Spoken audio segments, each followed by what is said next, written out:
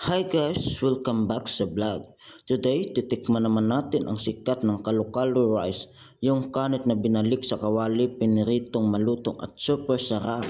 Ito na guys, simple lang ang recipe, lamig ng kanin, kunting mantika tapos halo-halo lang sa kawali.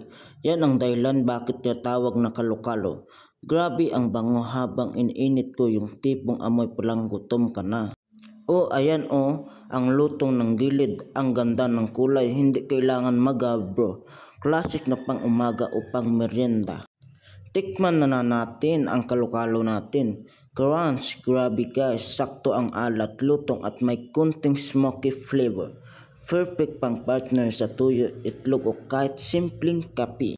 Kaya kung may lamig na kanin sa bahay nyo, huwag itapon, gawin nyo naging kalokalo. Rice. And thank you for watching. Please follow and like and share. Gusto niyo pa ng simpleng food vlog? Yes. Bye.